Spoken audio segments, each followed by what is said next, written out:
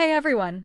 If you enjoy these story videos, don't forget to hit the like button and subscribe to help us reach 1,000 subscribers. Your support means the world and keeps us creating more amazing stories every week. Sit back, relax, and enjoy the video. The air in Florida that day hung thick with the promise of rain and the salty tang of the sea. Inside the quaint, white-clapboard home of the Miller family, the usual sibling squabbles escalated between Ethan and Sophie. "You always think you have it the worst," Sophie shrieked, her eyes red-rimmed with unshed tears, her usually soft voice cracking with frustration. She gestured wildly with a hand still stained with paint from her latest art project, a vibrant, chaotic canvas that mirrored her current emotional state. The living room, usually a sanctuary of sun-drenched quiet, now vibrated with their discord. A half-eaten bowl of cereal sat forgotten on the coffee table, a testament to the abrupt interruption of their morning. Ethan, towering over his sister by a head, bristled at her accusation, his broad shoulders tensing. He had just come in from a grueling basketball practice, his jersey clinging to him with sweat, and all he wanted was a moment of peace. "And you never understand me," Ethan retorted, his voice a low rumble that usually commanded attention, but now merely fueled Sophie's fire. He slammed his basketball down on the polished wooden floor, the thud echoing through the house like a gunshot. The sound made a delicate ceramic vase on the nearby mantelpiece rattle precariously. He watched it wobble, a flicker of concern crossing his face, but it was quickly overshadowed by his anger. "You live in your own little world, Sophie, where everything is sunshine and paintbrushes. You have no idea what it's like to have expectations, to constantly feel like you're falling short." Sophie scoffed, a bitter sound. "Expectations? You're the golden boy, Ethan. Star athlete, popular, everyone loves you. What could you possibly be falling short of?" She gestured around the comfortable, well-furnished room, a clear implication that his life was idyllic. "I'm the one who feels invisible, constantly compared to your brilliance, always just Ethan's little sister." Her voice rose again, laced with a familiar, aching insecurity that had festered between them for years. Their parents, always supportive and loving, often unintentionally, highlighted Ethan's achievements, leaving Sophie feeling a perpetual shadow. Ethan scoffed back, a humorless sound. "Invisible? You're practically the toast of the art club. And do you really think it's easy being the golden boy? Every game, every test, every conversation feels like a performance. One slip, and it all comes crashing down." He ran a hand through his damp, dark hair, his frustration palpable. He was tired of the relentless pressure, the constant need to prove himself, not just to his parents, but to himself. He longed for the carefree existence he imagined Sophie enjoyed, painting her fantastical worlds without a care in the world. They turned their backs on each other, each nursing a simmering anger, a resentment that had been building for years, fueled by misunderstandings and unspoken anxieties. Outside, thunder rumbled, a low growl that seemed to mirror the tension inside the house. The sky, a brilliant blue just hours before, had transformed into a bruised canvas of purples and grays, heavy with impending storm. A flash of lightning, stark and blinding, tore across the sky, momentarily illuminating the room in an ethereal glow. It struck the majestic palm tree directly in front of their house, a tree that had stood sentinel for decades, swaying gracefully in countless storms. There was a deafening crack, a shower of sparks, and then an unsettling silence. The impact was immediate and visceral. A surge of raw, untamed energy coursed through the house, making the very foundations tremble. The lights flickered wildly, threatening to extinguish altogether. Ethan and Sophie, still standing back to back, felt an intense, disorienting jolt, as if struck by an invisible force. Their knees buckled simultaneously, and they collapsed to the floor, darkness claiming them both in an instant. When they both stirred, groggy and disoriented, the world had indeed been turned upside down. Ethan opened his eyes slowly, his head throbbing, a strange lightness in his limbs. He blinked, trying to clear the lingering fuzziness from his vision. He was lying on the soft, floral rug in Sophie's room, a room he rarely entered, considering it her sanctuary. A faint scent of lavender and acrylic paint filled his nostrils, a scent so distinctly Sophie. He pushed himself up, his muscles feeling unfamiliar, lighter, almost delicate. He glanced down, and his breath hitched. Instead of his usual muscular forearms, he saw slender, pale arms, adorned with a delicate silver bracelet that Sophie always wore. His heart began to pound a frantic rhythm against his ribs. He scrambled to his feet, his movements clumsy, uncoordinated, as if he was learning to walk again. He stumbled towards Sophie's full-length mirror, a relic from their grandmother, framed in ornate, carved wood. What he saw reflected back made his blood run cold. Cascading down his shoulders, thick and lustrous, was a mane of honey-colored hair, the very same hair that Sophie would often complain about tangling. Staring back at him was Sophie's familiar face, her wide, expressive eyes, now filled with a terror that mirrored his own. Her delicate jawline, her smattering of freckles across her nose, it was all undeniably Sophie. He raised a hand, his hand, but it was Sophie's small, perfectly manicured hand, and touched her face. It was real. This wasn't a dream. Across the hall, in what was usually his own room, Sophie let out a blood-curdling scream that vibrated through the silent house. Ethan, or rather, Sophie and Ethan's body, flinched, recognizing the terrified sound. He knew, with a chilling certainty, what that scream meant. He rushed out of Sophie's room, stumbling slightly in the unfamiliar body, and burst into his own. There, standing in front of his mirror, was Ethan's tall, athletic frame, his broad shoulders hunched, his strong hands clutched to his head. But the face staring back was not Ethan's calm, usually composed expression. It was Sophie's, twisted in an expression of pure horror, her eyes wide and disbelieving. And when she spoke, the voice that emerged was a deep, gravelly baritone, unmistakably Ethan's, yet filled with a high-pitched, feminine wail. "Ethan? What happened?" Both of them stared at each other across the threshold, their minds struggling to process the impossible reality. A shared moment of frantic, disbelieving silence hung in the air, broken only by the distant rumble of thunder.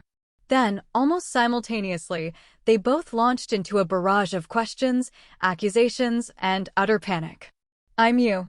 I'm in your body." Ethan, trapped in Sophie's form, cried out, his voice a strange, high-pitched squeak.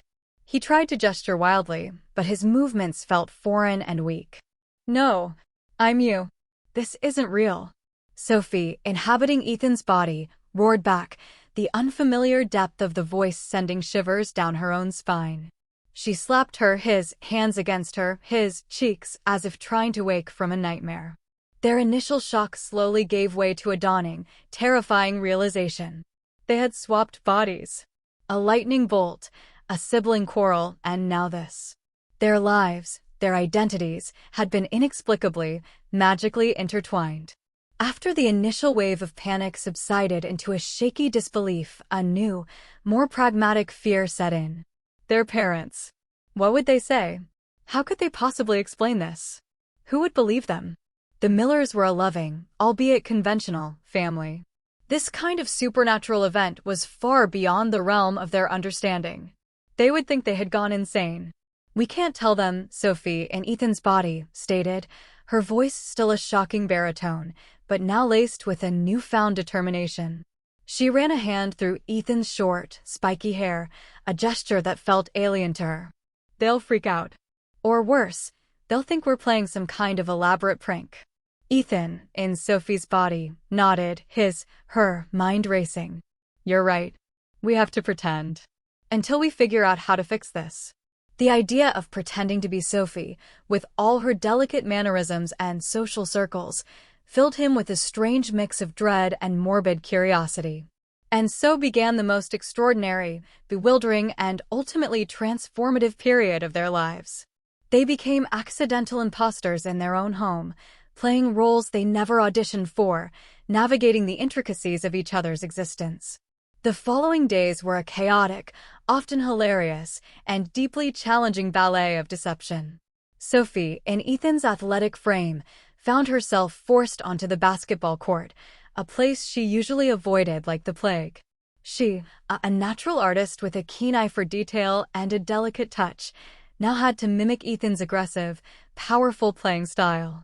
Her attempts to dribble often resulted in the ball bouncing off her foot, much to the amusement of Ethan's teammates, who teased Ethan mercilessly for his sudden clumsiness. "What's wrong with you, Miller? Did you sprain your brain too?" his best friend, Jake, would joke, slapping Ethan on the back with a force that made Sophie's, her, former delicate frame ache in phantom pain. Sophie would grit her teeth, trying to replicate Ethan's usual nonchalant shrug, but inside, she was screaming. She missed the quiet solitude of her studio, the comforting smell of turpentine, the freedom of creating. The constant physical exertion, the sweat, the relentless competition, it was all an alien, uncomfortable experience. She found herself stumbling over words in the locker room, struggling to keep up with the locker room banter, the rough-and-tumble camaraderie feeling utterly foreign. She yearned for the grace and agility she once possessed, the ability to move through the world with ease. Now every movement felt heavy, deliberate, a constant struggle against a body that wasn't hers. Meanwhile, Ethan, trapped in Sophie's delicate form, faced an entirely different set of challenges. He, a pragmatic, action-oriented individual, now had to grapple with Sophie's meticulously planned schedule, which included countless art classes, book club meetings, and elaborate tea parties with her equally artistic friends. The biggest hurdle, however, was a looming English literature essay, a complex analysis of Shakespearean sonnets, a subject Ethan had always found excruciatingly dull. He sat at Sophie's floral-patterned desk, staring blankly at the blank page, her graceful handwriting notes, written in a delicate cursive, making no sense to him. "Miss Albright expects a lot from you, Sophie," he remembered, a teacher's words ringing in his ears, filled with the weight of expectation. He knew Sophie was a gifted writer, often praised for her insightful essays. Now he had to live up to that reputation, pretending to be her, while his mind, still wired for sports statistics and game strategies, struggled to grasp the nuances of Elizabethan poetry. He tried to mimic her diligent study habits, but his attention span, accustomed to the fast pace of a basketball game, quickly waned. He found himself doodling basketball plays in the margins of her notebooks, a habit that would surely give him away if anyone saw. He felt a constant pressure to perform, to not disappoint Sophie's teachers, who clearly held her in high regard. He was used to the physical demands of being an athlete, but this mental gymnastics, this constant intellectual performance, was a new kind of exhaustion. For the first time, they truly began to understand the burdens the other carried. Ethan, living as Sophie, found himself navigating the subtle, unspoken complexities of her world. He saw how she was constantly striving for perfection, not just in her art, but in every aspect of her life. He witnessed the quiet pressure she put on herself to be the perfect daughter, the dutiful student, the kind friend.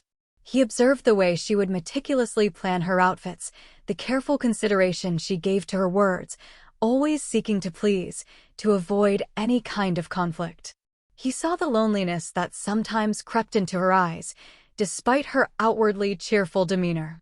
He realized that beneath Sophie's vibrant exterior, her artistic flair, and her seemingly carefree spirit, lay a deep-seated insecurity, a fear of not being enough, of fading into the background. He noticed how often she would defer to others, how she rarely asserted her own needs or desires, always putting others first. He realized her artistic talent, while celebrated, also came with its own set of expectations, a pressure to constantly create something beautiful and meaningful. He saw the subtle slights she sometimes endured, the dismissive comments from some of Ethan's friends, who often overlooked her quiet strength and intelligence. He recalled an incident from a few days prior, now seen through Sophie's eyes. At dinner, their father had enthusiastically recounted Ethan's latest game-winning shot, praising his drive and talent. Sophie, or rather, Ethan in Sophie's body, had watched as Sophie, had offered a small, forced smile, her eyes briefly flickering with a familiar, almost imperceptible sadness. In that moment, Ethan understood. It wasn't that their parents didn't love Sophie, it was that their expressions of love often came wrapped in comparisons, in the glowing reflections of Ethan's achievements. Sophie wasn't trying to be perfect to please others. She was trying to carve out her own space, to find her own definition of worth in a world that often seemed to favor her brother's more overt accomplishments. He felt a pang of guilt, realizing how often he had taken her quiet support for granted, never truly seeing the effort she put into maintaining her own identity. Conversely, Sophie, inhabiting Ethan's formidable body, began to grasp the true weight of his world. She realized that behind his strong, confident facade, beneath the swagger of the star athlete, lay a profound fear of failure. Every game wasn't just a game. It was a test, a performance that carried the hopes and expectations of his team, his coaches, and his family. She felt the physical toll of his relentless training, the aches and pains, the constant pressure to push his body to its limits. She experienced the silent judgment of his peers, the unspoken competition that permeated every interaction, both on and off the court. She understood his need to constantly prove himself, not just as an athlete, but as a man, as someone worthy of respect and admiration. She recalled a moment during a basketball practice. Ethan had missed a crucial free throw, and the coach, a gruff but fair man, had simply nodded, saying, "Keep your head up, Miller. Next time." But Sophie, feeling the sting of that missed shot deep within Ethan's chest, felt the intense self-criticism that followed. She understood the weight of that simple nod, the expectation it carried, the internal monologue of "not good enough" that would follow Ethan for hours. She also realized his occasional outbursts of anger, his tendency to withdraw, weren't just signs of a hot temper as she had always perceived them. They were expressions of a deeper anxiety, a fear of vulnerability, a desperate attempt to maintain control in a world that often felt unpredictable. One afternoon, while searching for a misplaced history textbook in their father's study, a task that had become a comical daily struggle as Ethan navigated Sophie's organizational system and Sophie tried to make sense of Ethan's chaotic disarray, Ethan, still in Sophie's body, stumbled upon an old, ornate wooden box tucked away in the back of a dusty bookshelf. It was unusual. Their father was meticulous about his study, and nothing was ever out of place.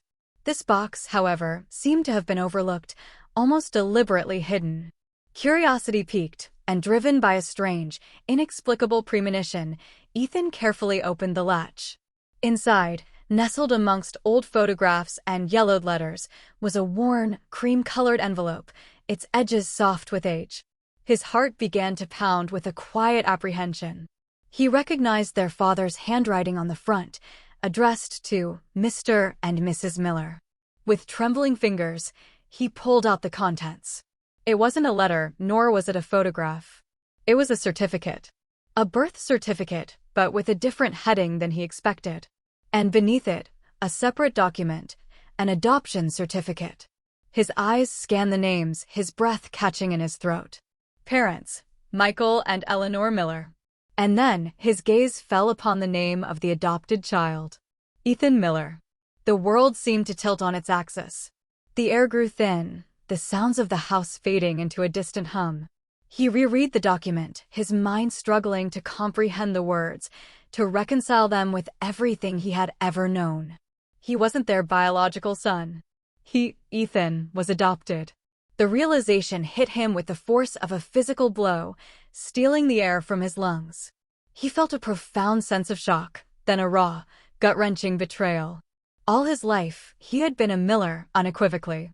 This document, this single piece of paper, shattered that fundamental truth into a million pieces. He sank to the floor, the adoption certificate clutched in his shaking hands. Tears welled up in his eyes, hot and stinging, blurring the words on the page. A choked sob escaped his throat, a sound he hadn't made in years. The strong, stoic Ethan, now trapped in Sophie's delicate frame, was weeping openly, uncontrollably. I'm not their real son," he whispered, the words barely audible through his tears, his voice, Sophie's voice, cracking with profound grief. The question hung in the air, echoing the emptiness he suddenly felt inside. The familiar comfort of the Miller home, the warmth of his family, suddenly felt fragile, ephemeral, as if it could vanish at any moment. He felt adrift, untethered, a stranger in his own home, in his own skin, and now a stranger in his own history. The identity he had meticulously built, the athlete, the eldest son, the golden boy, crumbled around him. He wasn't who he thought he was. When Sophie, still in Ethan's body, found him minutes later, huddled on the study floor, the adoption papers scattered around him, she froze. The sight of Ethan, usually so composed, now openly distraught, was jarring. She knelt beside him, her deep voice automatically softening. "Ethan? What is it? What happened?" He could only point, his hand trembling, at the document. Sophie's eyes followed his gaze, and as she read, her own face drained of color. The color of Ethan's skin, usually robust, turned sickly pale. His mind reeled. Ethan adopted? This was a twist she never could have imagined. The world they knew, already upended by their body swap, now revealed another layer of profound, unsettling truth. She felt a jolt of empathy, a deep ache in her heart for the brother she was just beginning to truly understand. The shock of the revelation was palpable, a tangible weight in the room. This wasn't just about them anymore. It was about the very foundation of their family. The silence in the study was heavy, punctuated only by Ethan's ragged sobs, echoing unnaturally in Sophie's voice. Sophie, in Ethan's body, sat beside him, her mind a whirlwind of conflicting emotions. Shock, confusion, and a profound sadness for her brother washed over her. She picked up one of the scattered papers, her eyes scanning the official-looking seals and signatures. It was undeniably real. Ethan, her big brother, her anchor, the one she always thought had everything figured out, was adopted. The revelation hit her with a secondary wave of disbelief, a realization that their entire family dynamic, their shared history, was built on a hidden foundation. "Ethan," she whispered, her voice, Ethan's deep voice, surprisingly gentle. She reached out, her large hand, Ethan's hand, hesitantly resting on her shoulder. Are you okay?" It was a foolish question, she knew, but it was all she could think to say. Ethan, still weeping, shook his head violently. No, I'm not okay. Nothing's okay. All this time, all my life." He trailed off, unable to articulate the depth of his feelings. The sense of betrayal was overwhelming. He felt like a living lie, a character in a play he didn't even know he was performing. Every memory, every shared laugh, every family vacation, it all felt tainted, coated in a veneer of unspoken truth. Sophie, through Ethan's eyes, saw the profound pain etched on her face. She recognized the look, the complete unraveling of a carefully constructed identity. She remembered moments from their childhood, Ethan's occasional distant gazes, his sometimes inexplicable bouts of quiet introspection. She had always attributed it to the pressures of being the older brother, the athlete. Now, she wondered if he had always carried this subconscious sense of not belonging, a silent question mark hanging over his existence.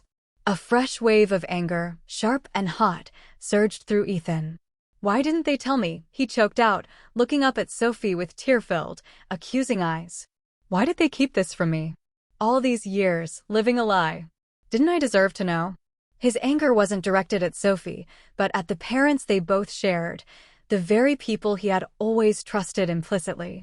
The feeling of being deliberately misled, of having his true origins hidden, was a bitter pill to swallow. Sophie flinched, feeling the weight of his anger, even though she wasn't the target. She understood his pain, his sense of betrayal. It was a monumental secret, one that had clearly shaped Ethan's entire life without him even knowing it. But as she thought about it, a different perspective began to form in her mind. "Maybe they were trying to protect you, Ethan," she offered cautiously, her voice softer than usual. "Maybe they didn't want you to feel different or less loved." She remembered their parents' unwavering devotion, their fierce protectiveness of both their children. She couldn't imagine them acting out of malice. "Protect me?" Ethan scoffed, the sound bitter. By letting me live a lie? By letting me believe I was something I wasn't? How is that protection, Sophie? He slammed his small fist, Sophie's fist, onto the wooden floor, a frustrated thud that did little to alleviate his pain. He felt like his entire existence was a fabrication. Who was he really, if not a Miller by blood? Because they love you, Ethan. Sophie retorted, her voice rising, a flash of her usual fiery spirit breaking through the shock. Don't you dare question their love. This isn't about blood, it's about family. They raised you, they cared for you, they cheered you on at every game, they celebrated every achievement, they comforted you through every heartbreak. That's what makes them your parents, not some DNA test. Her words, delivered with Ethan's deep voice and imposing stature, carried an unexpected force, cutting through Ethan's self-pity. Ethan looked at her, stunned. Her fierce defense of their parents, her unwavering conviction, caught him off guard. He had expected sympathy, perhaps shared outrage, but not this passionate rebuke. How can you say that? He demanded, his voice trembling again. You don't understand what it's like to find out your whole life is a lie. You have no idea what it feels like to be so fundamentally disconnected. Disconnected. Sophie's voice boomed, though it was Ethan's voice. Ethan, look at me. I'm in your body. I know what it's like to feel fundamentally disconnected from yourself. And what about me? You think it's easy being the little sister, constantly living in your shadow, always compared to the golden boy? I've spent my whole life trying to prove my worth, trying to be seen for who I am, not just your artistic little sister. I know what it's like to feel like you don't belong, to feel invisible. Her unexpected outburst, the raw emotion in Ethan's voice coming from Sophie's lips, momentarily silenced Ethan. He stared at her, really looked at her through Sophie's eyes. He saw the genuine hurt in her expression, the frustration that had clearly been building for years. And for the first time, he truly heard her. He realized that while his pain was unique, her pain was equally valid, equally profound. Their fight, born of misunderstanding and unspoken resentments, was now transformed, sharpened by the brutal honesty of their shared predicament. This wasn't just a sibling squabble, it was a clash of two souls grappling with fundamental truths about identity and belonging. The body swap, intended as a bizarre cosmic prank, had become a crucible, forcing them to confront not only each other's lives, but their own deepest insecurities. The argument that followed was unlike any they had ever had. It wasn't about who used the last of the milk or whose turn it was to do chores. This was about fundamental trust, about identity, about the very definition of family. Ethan felt deeply betrayed, not just by his parents, but by the universe itself. He felt his entire history had been erased, his connection to the Millers, the only family he had ever known, suddenly severed. How can I trust them after this? He questioned, his voice thick with anguish. If they could hide something so monumental, what else have they hidden? Who am I, Sophie? Really? The existential crisis was overwhelming, consuming his every thought. He felt like a blank slate, his past suddenly a void. Sophie, however, remained steadfast in her defense of their parents, even as she struggled with the revelation herself. This doesn't change who you are, Ethan. It doesn't change who we are. You're still our family. You're still my brother. This piece of paper, she picked up the adoption certificate, her voice firm. This only tells you how you came into our lives, not that you're not part of them. She watched him, truly seeing his pain, understanding the depth of his shock. But she also saw the unwavering love of their parents, a love that transcended biology. Think about it, Ethan, she continued, her voice softening slightly. If they loved you so much that they chose you, specifically, to be their son, doesn't that make their love even stronger? It wasn't an accident of birth, it was a deliberate, heartfelt decision. Her words, though logical, struggled to penetrate the wall of hurt and betrayal that Ethan had erected around himself. He recoiled from her, pulling his knees up to his chest, his gaze distant. You don't understand, he repeated, his voice barely a whisper. You don't know what it's like to feel like you don't belong, like you're just an outsider. The unspoken fear was that this adoption meant he was inherently different, that he would never truly be one of them. The insecurity that Sophie had glimpsed in him, the fear of not being enough, now manifested as a profound sense of displacement. In the days that followed, Ethan retreated into himself, a silence falling over Sophie's body as he inhabited it. He moved through the house like a ghost, his usual boisterous energy completely absent.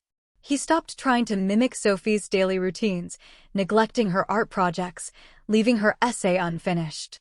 He spent hours simply staring out the window, his mind far away, lost in a labyrinth of unanswered questions. He didn't want to play sports anymore, didn't want to embody the persona of Ethan Miller, the star athlete. He felt a profound sense of emptiness, a hollowness in his chest that the vibrant life of Sophie's body couldn't fill. One afternoon, unable to bear the confines of the house, he walked to Clearwater Beach, a place they had frequented since childhood. The familiar stretch of white sand, the gentle lapping of the turquoise waves against the shore, usually brought him a sense of peace. But today, even the beauty of the Gulf Coast couldn't soothe his troubled soul. He sat by the water's edge, his knees drawn up, watching the endless rhythm of the waves.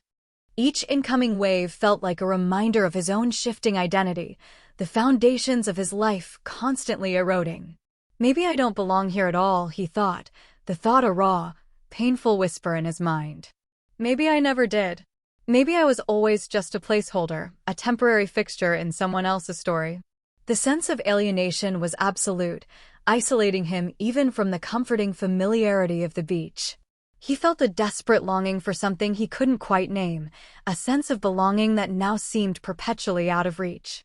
He imagined his biological parents, wherever they were, wondering about him. He wondered if he had other siblings, a different life, a different destiny. The possibilities were endless and terrifying. But Sophie, despite her own internal struggle and the escalating chaos of living as Ethan, refused to let him languish alone. She saw the profound despair in his eyes, even through the unfamiliar reflection of her own face. She knew, intuitively, that he needed her, even if he pushed her away. She remembered the unwavering support Ethan had always given her, even when she doubted herself. It was her turn to be strong for him. She finished her basketball practice, deflecting the teasing comments about his off day, and then, without a word to anyone, she followed him. She found him by the water, a solitary figure against the vast expanse of the ocean. The sight of him, hunched and defeated in her own body, brought a fresh wave of empathy. She walked towards him slowly, the unfamiliar muscles of Ethan's legs moving with a newfound grace. She sat down beside him on the sand, not saying anything at first, just offering her silent presence. The gentle breeze rustled the palm fronds behind them, and the distant cries of seagulls were the only sounds. After a long moment, she finally spoke, her voice, Ethan's voice, soft but firm, cutting through the vastness of his despair. You know, when I was little, I used to wish I could be you. Just for a day. You were so confident, so strong, so sure of everything. She paused, picking up a handful of sand and letting it trickle through her fingers. I always thought you had it all figured out. She looked at him, her gaze unwavering, full of an honesty that transcended their swapped appearances. But living in your shoes, I realize how much pressure you carry. How much you worry about letting people down. How much you try to be everything for everyone. Ethan looked at her, truly seeing her, for the first time in days. Her words, so unexpected, so insightful, pierced through his self-absorption. She wasn't just talking about his perceived strengths, she was talking about his hidden vulnerabilities, the very things he tried so hard to conceal. He realized, with a jolt, that she truly did understand him, in a way no one else ever had. And now this, she continued, gesturing vaguely towards the adoption papers, which Ethan still carried in his pocket, a constant weight. It's a lot. It's terrifying to have your whole world shaken like that. She paused again, gathering her thoughts. But Ethan, this doesn't change who you are to us. It doesn't change who you are to me. Whether you're blood or not, you are my brother. You're the one who taught me how to ride a bike, who secretly bought me art supplies when Mom and Dad weren't looking, who always stood up for me when the older kids picked on me. Her voice grew softer, imbued with a deep, unwavering affection. "You're the one I argue with, the one I laugh with, the one I can always count on. You're the person I love." Her words, simple and heartfelt, washed over Ethan like a healing balm. He looked at her, into those familiar eyes that now reflected his own pain and confusion. But in their depths, he saw something else: unconditional love, unwavering acceptance. It was all the truth he had ever truly searched for, all the belonging he had desperately yearned for. It wasn't about a piece of paper or a biological connection. It was about the shared history, the countless memories, the unbreakable bond forged through years of shared life. Ethan started, his voice choked with emotion, but he couldn't find the words. The dam of his grief and fear finally broke, not in anger, but in a profound, cleansing release. He reached out, his small hand, Sophie's hand, gripping his arm tightly. He pulled her into an awkward hug, his face buried in Ethan's shoulder, weeping not out of despair, but out of a sudden, overwhelming sense of relief and acceptance. He finally felt seen, truly seen, not as the star athlete, not as the adopted child, but as Ethan, his sister's brother, loved unconditionally. As if on cue, the sky began to darken once more. The distant rumble of thunder returned, a low, familiar growl. The air grew heavy, thick with the scent of ozone and approaching rain. Another storm was brewing, mirroring the emotional tempest they had just weathered. It was almost exactly like that first night, the night everything had changed. They stood together on the beach, the first fat drops of rain beginning to fall, splashing softly onto the sand. This time, there was no fear, no panic. Only a quiet sense of calm, a strange acceptance of whatever was to come. Ethan, still in Sophie's body, looked out at the darkening horizon, the tumultuous waves, and then back at Sophie, standing strong and tall in his own body. "I don't want to swap back anymore," he said, his voice, Sophie's voice, surprisingly steady, even as the wind began to whip her hair around her face. The words came from a deep, settled place within him, a place that had finally found its footing. "Not like this. Not if it means going back to feeling like an outsider." He paused, taking a deep, fortifying breath. I want to go home. I want to go back to our family. To them. To you." His words were not a rejection of his origins, but an affirmation of his present, of the family he had, the love he had found. It was a declaration of belonging, a realization that true family was forged in shared experiences, in love and understanding, not in biological ties. He had finally come to terms with the truth, and in doing so, he had found a deeper truth within himself. He wanted to return to his own body, not to escape Sophie's life, but to re-enter his own with a newfound perspective, a transformed heart. He wanted to face his parents, not with anger, but with understanding, and with a renewed appreciation for their love. A blinding flash of lightning illuminated the entire sky, more brilliant, more intense than the first. It struck the exact same palm tree that had been struck before, the one that stood sentinel outside their home. The ground beneath them vibrated with the force of it. Then a deafening crack, followed by an immediate, profound silence.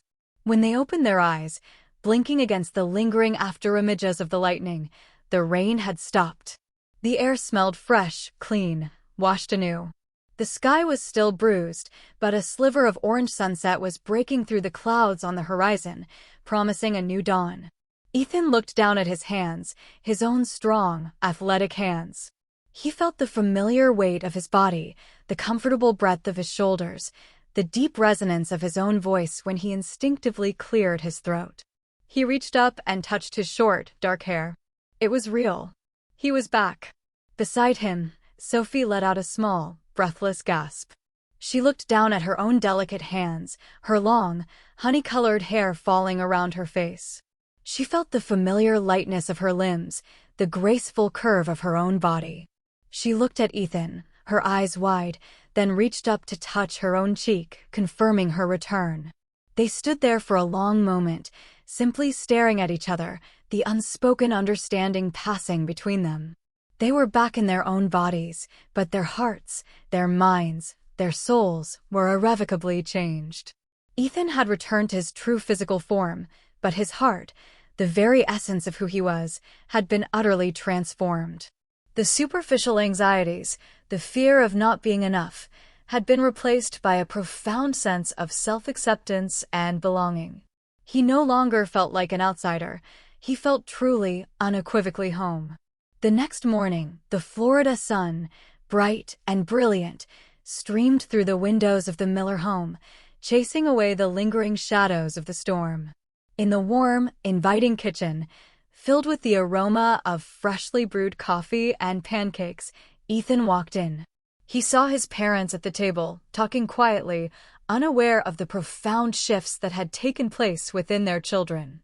He walked up to them, a quiet determination in his step. Without a word, he wrapped his arms around both his mother and his father, pulling them into a tight, heartfelt embrace. It was longer, deeper, more meaningful than any hug he had ever given them. He didn't say anything, didn't need to. His eyes, meeting theirs over his mother's shoulder, were filled with a new kind of love, a deeper appreciation that transcended words. He simply smiled, a genuine, unburdened smile that reached his eyes, communicating everything he couldn't articulate. His parents, surprised by the unexpected display of affection, returned his hug, a warmth spreading through them, sensing a subtle, profound shift in their son. Sophie sat across the table, watching the scene unfold. Her eyes, quiet and filled with a gentle joy, reflected her own understanding. She knew what that hug meant. She knew the journey Ethan had taken, the revelations he had faced, the acceptance he had found. She smiled too, a soft, knowing smile, feeling the lingering phantom pains of Ethan's athletic body, a testament to her own transformative experience. Outside, the Florida sun blazed brilliantly, having completely conquered the last vestiges of the storm. The air was fresh and clean, carrying the scent of salt and damp earth. Ethan and Sophie looked at each other across the breakfast table, a silent conversation passing between their eyes. There was no need for further words, no explanations, no recriminations. They understood. Because they both knew, with a certainty that had been forged in the crucible of a lightning strike and a body swap, that family wasn't created by blood, but by love, by shared understanding, and by the unwavering acceptance of who you truly are. They had lived each other's lives, walked in each other's shoes, and in doing so, they had finally found their way back to themselves and to each other, stronger and more connected than ever before. Sometimes, Sophie thought, a quiet realization settling deep within her heart. To truly understand someone, you have to live their life. And Ethan, looking at his sister, now saw not just Sophie, but a reflection of his own journey, his own transformation. They were two halves of a shared experience, forever bound by the most extraordinary week of their lives.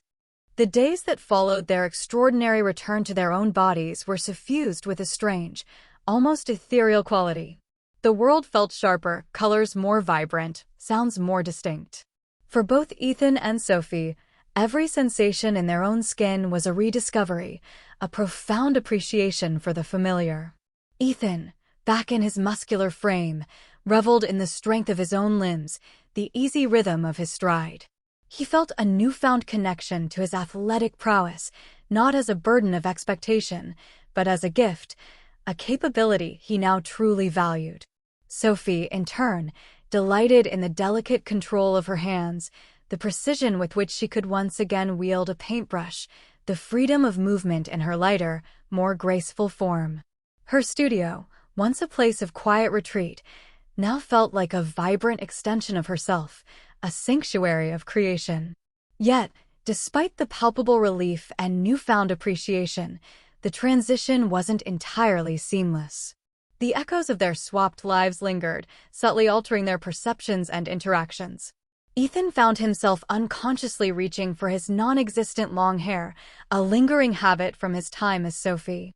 He would occasionally catch himself adopting Sophie's more reflective posture or finding himself drawn to conversations about literature and art, topics he previously avoided. His friends, noticing his quiet thoughtfulness and occasional moments of introspection, would joke, "What's gotten into you, Miller? You're starting to sound like a poet." Ethan would just offer a small, enigmatic smile, knowing they couldn't possibly understand the profound shift within him.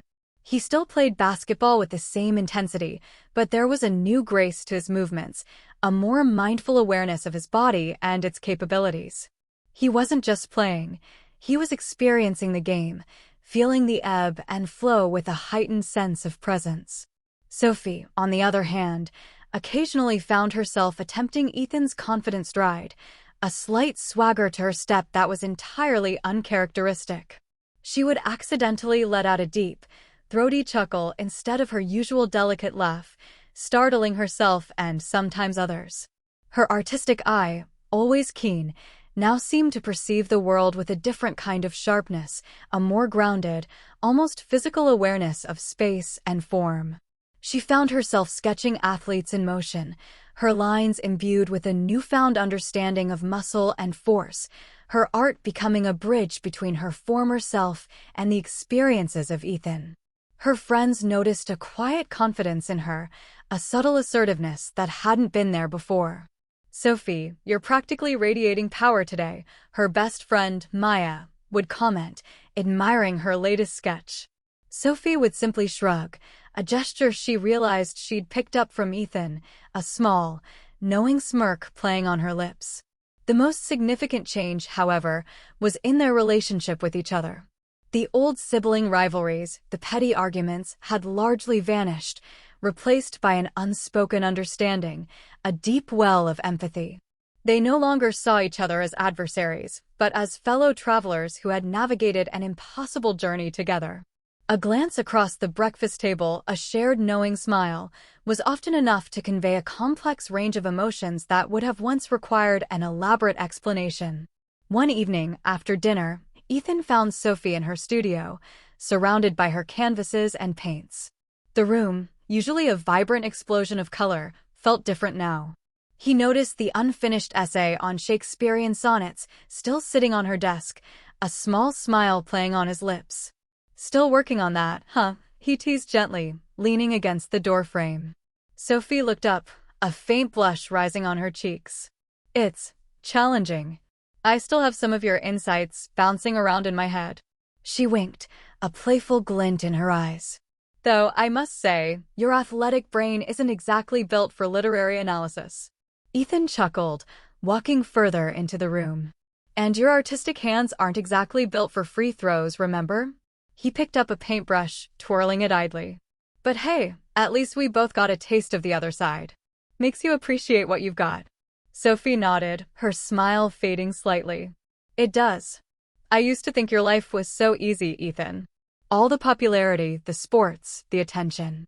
But living it, I felt the pressure. The constant need to be perfect, to win. It was exhausting." She looked at him, her gaze serious.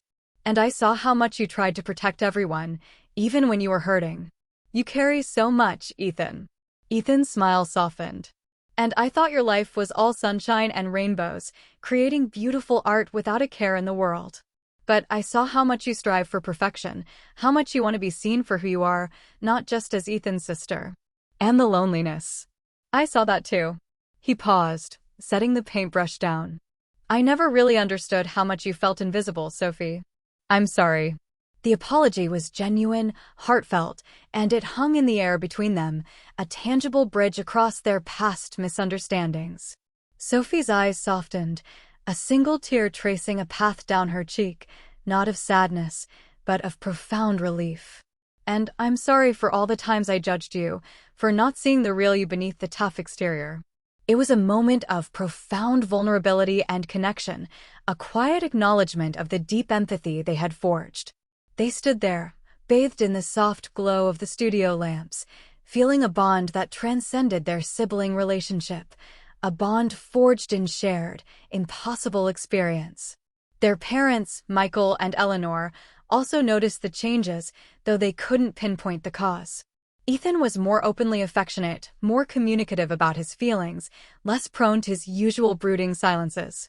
He'd started spending more time with them, asking about their day, engaging in conversations that went beyond polite pleasantries. His mother noticed the depth in his eyes, a wisdom that seemed to belie his years. His father, usually reserved, found Ethan opening up about his aspirations, his fears, and even his newfound interest in volunteering at a local animal shelter, a surprising revelation for a boy who once lived and breathed only basketball. Sophie, too, had transformed. She was more assertive, more confident in expressing her opinions, even challenging Ethan's father in a friendly debate about local politics, a feat she would never have dared before. Her art, while still ethereal, now carried a new strength, a groundedness that resonated with a newfound sense of self. Eleanor observed Sophie's quiet strength, the way she carried herself with a renewed sense of purpose. Michael found himself listening more intently to Sophie's insights, recognizing a maturity that had blossomed within her. One Sunday morning, during their usual family brunch, the conversation turned to family history. Their mother was recounting an old anecdote about their eccentric great-aunt Mildred, a story that always made them laugh. Ethan listened, truly listened, the knowledge of his adoption a quiet undercurrent beneath the surface of his awareness. The initial sting of betrayal had dulled, replaced by a complex mix of sadness, acceptance, and a deeper curiosity about his origins. Suddenly, their father cleared his throat, his usual jovial expression replaced by a look of unusual seriousness. "There's something we need to talk about," Michael began, his gaze sweeping over Ethan, then Sophie, then settling on his wife. Eleanor reached out, taking his hand, a silent signal of support. Ethan's heart gave a lurch. He knew. He felt it in the pit of his stomach. This was it. The conversation he had both dreaded and longed for. He instinctively glanced at Sophie, who met his gaze with a look of calm reassurance. She knew too. "Ethan," Eleanor began, her voice soft, laced with a familiar maternal warmth that still managed to soothe him despite the impending revelation. "Your father and we've been wanting to talk to you about something for a long time." She paused, taking a deep breath, her eyes brimming with unshed tears. "When you were born, when we brought you home, it was the happiest day of our lives. You were our miracle." Michael continued, his voice thick with emotion. "We wanted to tell you sooner. We always meant to. But we were afraid. Afraid you might feel less loved, less a part of this family." He squeezed Eleanor's hand. "Ethan, you're our son. Always have been, always will be. But you weren't born to us." The words hung in the air, familiar yet fresh, imbued with the weight of their parents' unspoken fears and profound love. Ethan listened, not with the raw, visceral pain he had felt when he first discovered the truth, but with a sense of quiet calm, a strange acceptance. He saw the genuine anguish in their eyes, the fear of his rejection, and it suddenly clicked. It wasn't malice or a desire to deceive, it was pure, unadulterated love, a misguided attempt to shield him from potential pain. "I know," Ethan said softly, his voice clear and steady. He looked at his parents, his eyes full of understanding. "I found the adoption papers a few days ago in your study." A wave of shock washed over Michael and Eleanor. Their faces, already etched with emotion, now registered surprise and a fresh wave of concern. You found them?" Eleanor whispered, her hand flying to her mouth. "Oh, Ethan, I'm so sorry. We wanted to tell you properly." "It's okay, Mom," Ethan reassured her, a gentle smile on his face. He reached across the table, taking her hand, then his father's. "It's okay because it doesn't change anything. You're still my parents. And I'm still your son. Nothing can change that." He looked at them, his eyes unwavering. "I love you." Tears streamed down Eleanor's face, a mixture of relief and overwhelming emotion. Michael's eyes glistened, a proud, tender smile spreading across his face. Sophie, watching from her seat, felt a profound sense of peace. The secret, the burden they had carried, was finally out, not with chaos and heartbreak, but with understanding and reaffirmation of love.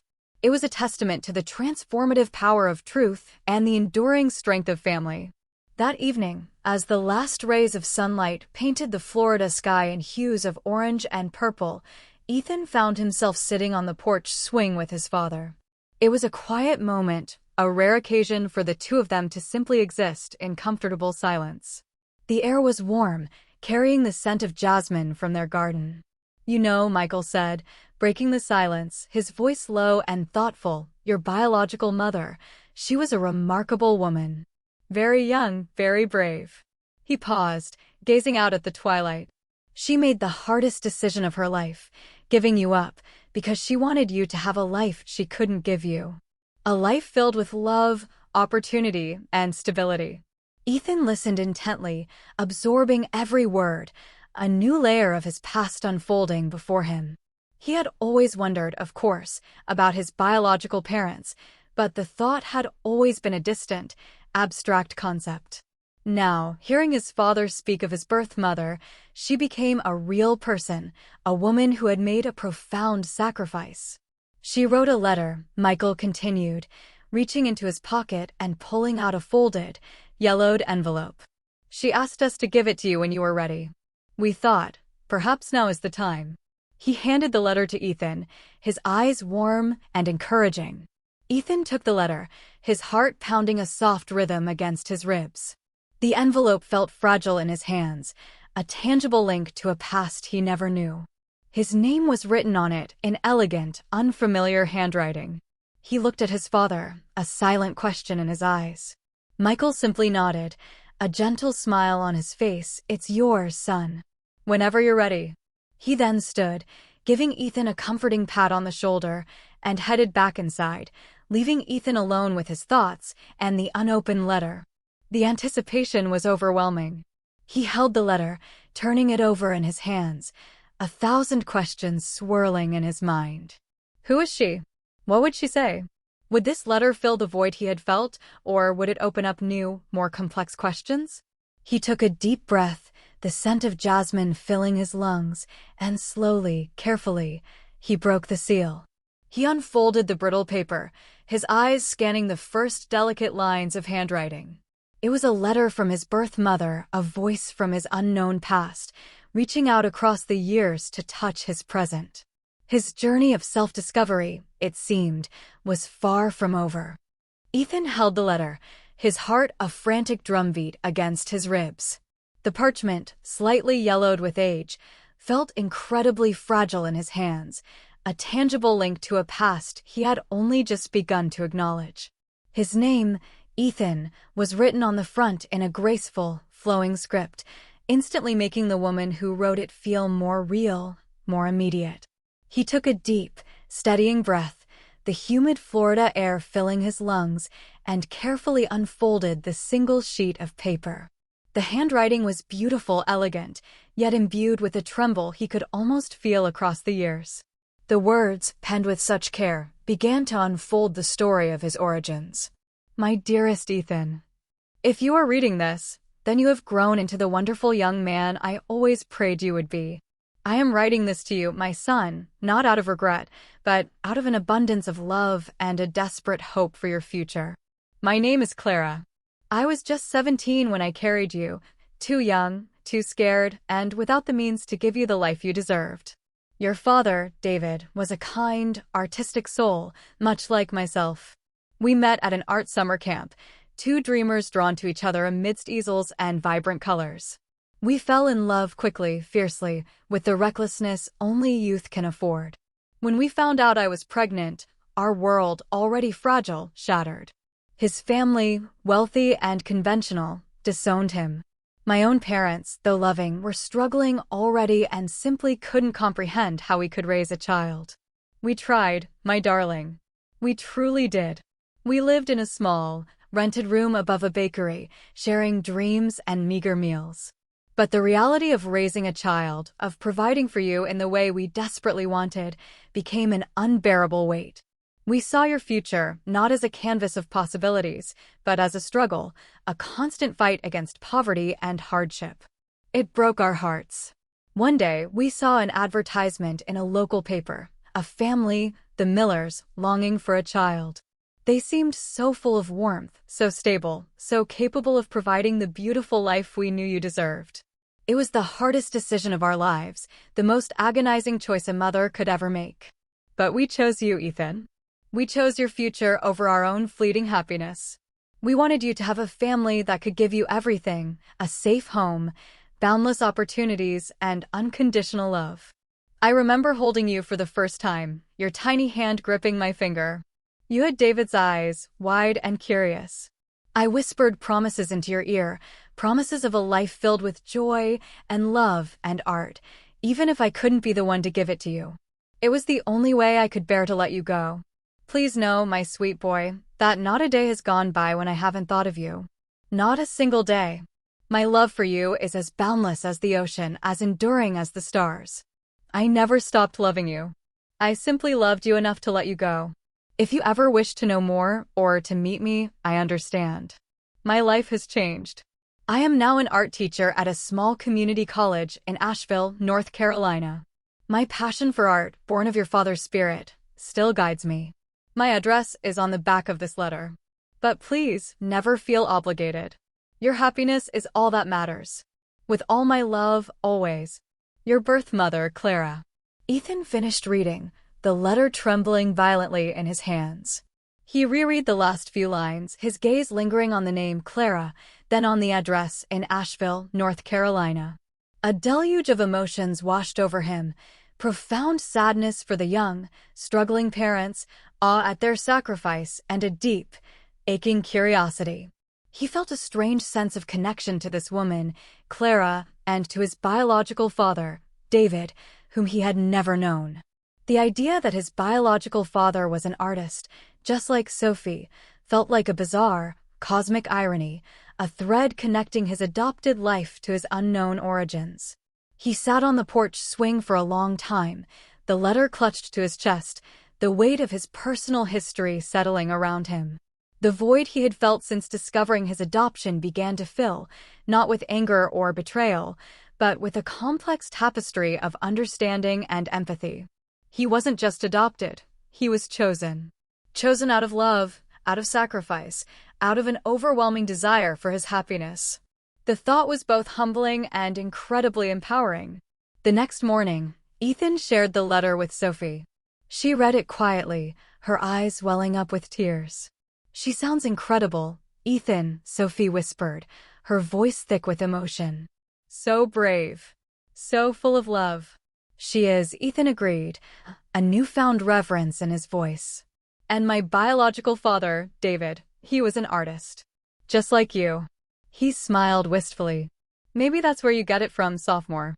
A shared artistic lineage, just not in the way we thought." Sophie chuckled, a tear sliding down her cheek. "Maybe. Or maybe we just both inherited the dreamer gene. From both sides of the family." She looked at him, her gaze serious. "So, what are you going to do?" Ethan hesitated, running a hand through his hair. "I don't know. Part of me wants to go, to meet her. To fill in all the blanks. But another part of me. I'm scared, Sophie. What if it changes everything? What if it complicates things with Mom and Dad?" The thought of inadvertently hurting his parents, especially after their honest conversation, weighed heavily on him. "It won't change anything, Ethan," Sophie said firmly, taking his hand. "Your family here is solid. This is just another piece of your story. And Mom and Dad understand. They've always loved you enough to want you to be happy, to know your truth." She squeezed his hand. "And I'll go with you if you want. We'll figure it out together." Her unwavering support was a comfort, a steady anchor in his emotional storm.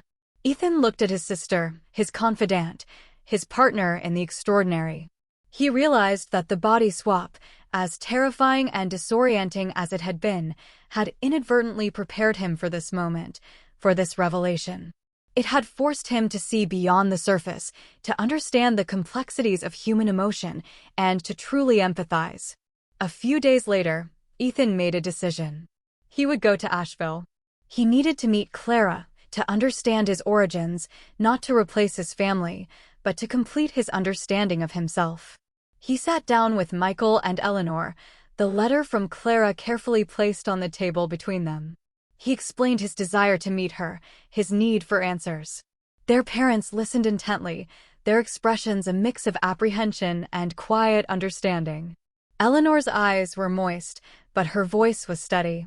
"We always knew this day might come, Ethan," she said, reaching for his hand. "And we support you. Completely. She gave you life, son.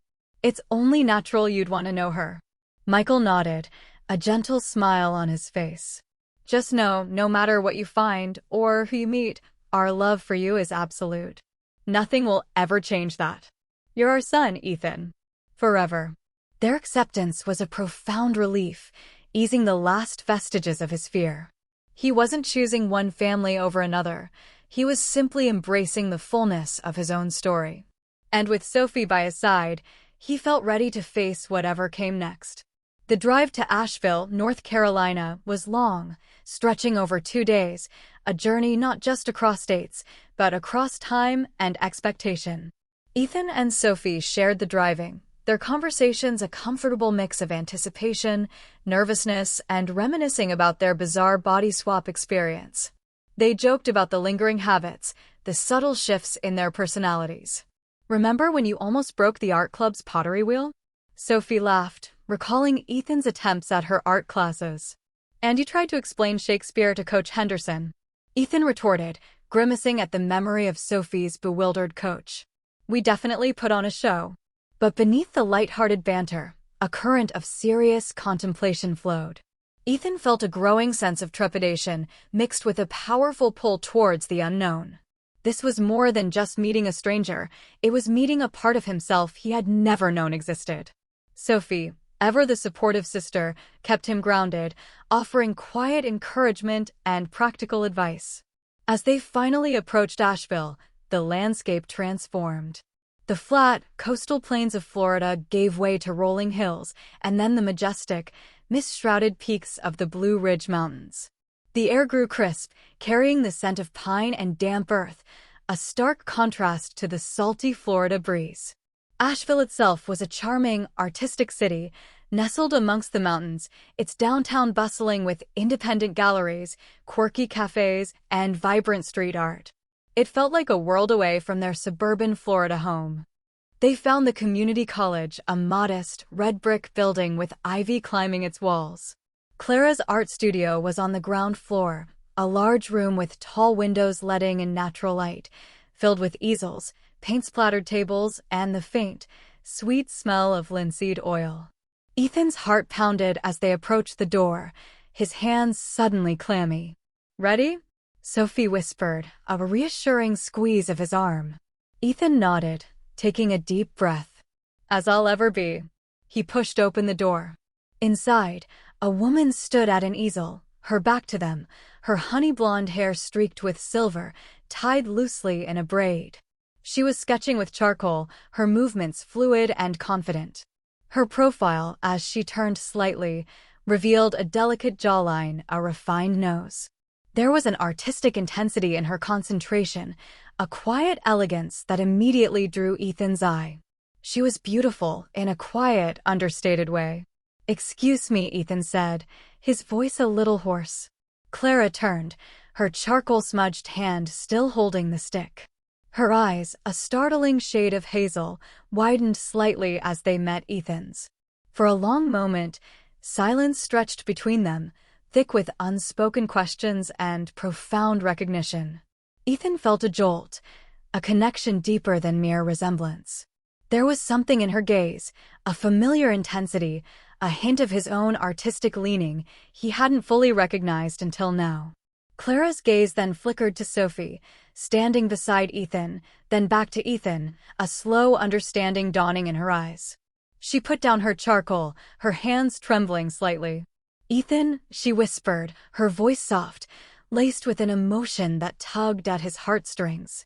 Ethan nodded, a lump forming in his throat. "Hello, Clara. I'm Ethan." A single tear escaped Clara's eye, tracing a clean path through the charcoal dust on her cheek. She didn't rush forward, didn't make a dramatic scene. Instead, she simply smiled, a tremulous, heartfelt smile that spoke volumes. "You have your father's eyes," she said, her voice barely a whisper, yet filled with a profound warmth. And his spirit. I see it. She looked at Sophie, her smile widening slightly. And you must be Sophie, Ethan's sister. There was a knowing look in her eyes, a hint of something deeper, as if she could sense the extraordinary bond between them. Sophie smiled, a genuine warmth radiating from her. It's nice to meet you, Clara. Clara then extended her hand to Ethan, not in a handshake, but an invitation. Come in, both of you. Please. There's so much to talk about. As Ethan stepped across the threshold, a profound sense of completeness settled over him. It wasn't the dramatic reunion he might have once envisioned, but it was real, honest, and filled with a quiet grace. He had found another piece of his story, another thread in the tapestry of his life. And he knew, with a certainty that resonated deep within his soul, that this journey was precisely what he needed. His identity, once fragmented, was slowly, beautifully becoming whole.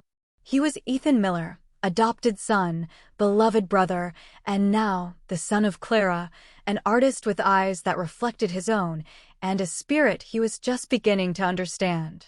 The layers of his past were finally unfolding, revealing a richness he hadn't known was missing. Clara's art studio, vibrant with the scent of turpentine and the muted glow of canvases, became a sanctuary for their reunion. The large windows looked out onto a tranquil, tree-lined street, offering a gentle, calming backdrop to the emotional intensity unfolding inside.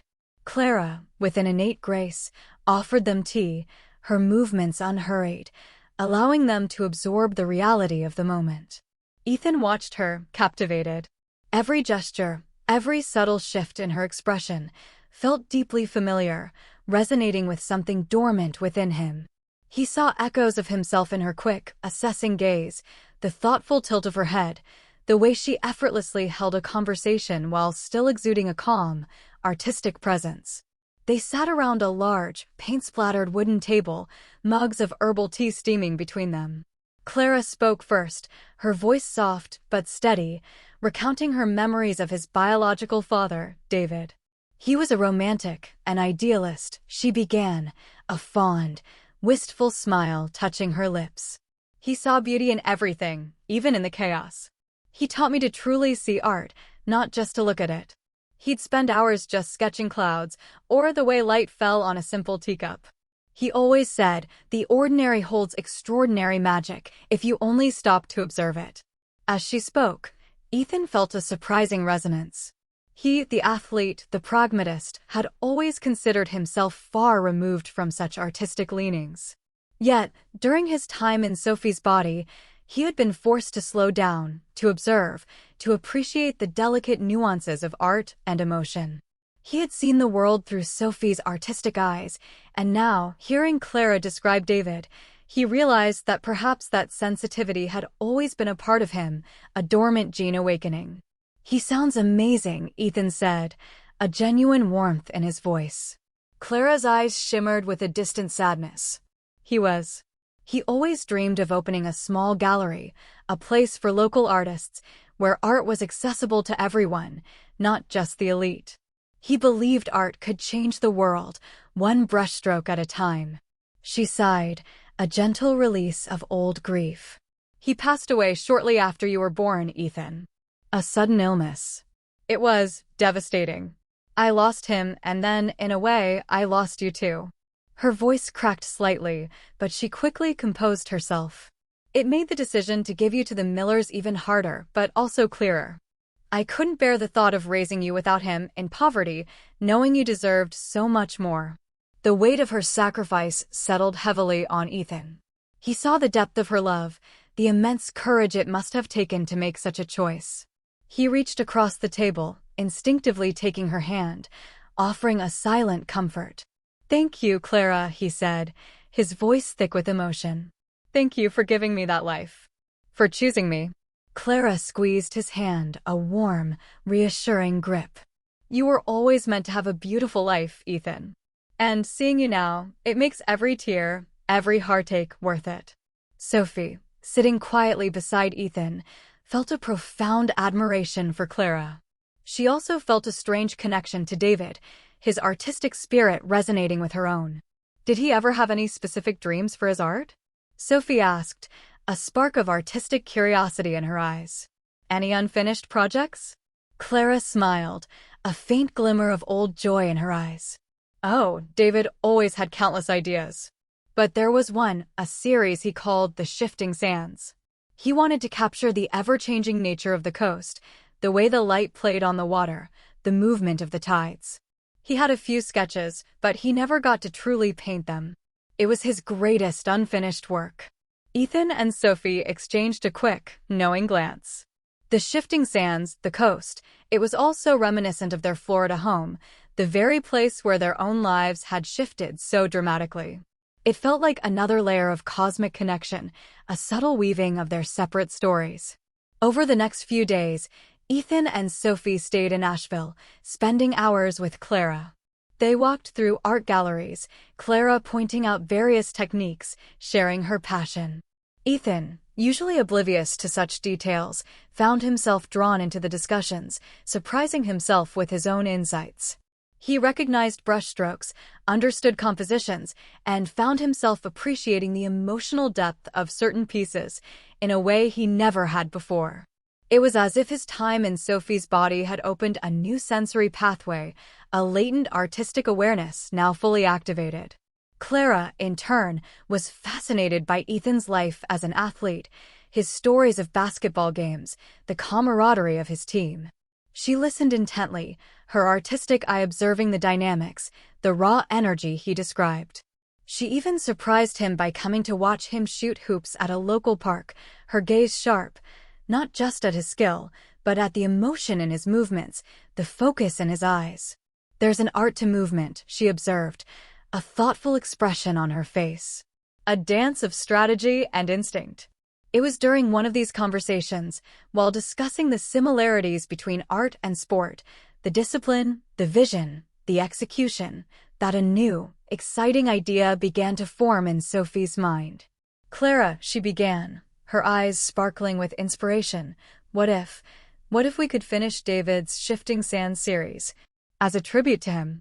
Clara looked at her, then at Ethan, a slow smile spreading across her face. That's a beautiful idea, Sophie. But it would be a huge undertaking. And you've only seen a few of his sketches. We could combine our talents, Ethan offered, a rare excitement for an artistic endeavor in his voice. Sophie's artistic vision, your knowledge of his style, and maybe, he added, a mischievous glint in his eye, my unique experience with the Florida coast. He didn't elaborate on the unique experience, but Sophie and Clara understood the unspoken implication of the body swap. Clara considered it, a thoughtful expression on her face. The idea clearly resonated with her, a chance to bring David's final dream to life. It would be an incredible way to honor him, she said, her voice filled with a hopeful reverence. But it would require time, dedication, and a deep understanding of his vision. We have time, Sophie said firmly, and we have each other. And so, a new project was born, a collaborative endeavor that would bridge generations and heal old wounds. It was a project that would not only connect Ethan to his biological father, but would also solidify the unique bond between him and Sophie, and bring Clara a sense of closure and renewed purpose.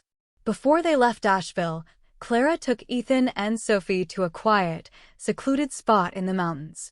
It was a small, unmarked memorial, a simple stone bench overlooking a breathtaking vista of rolling peaks. This is where David loved to come, Clara explained, her voice soft. He found so much inspiration here. And this is where his ashes were scattered.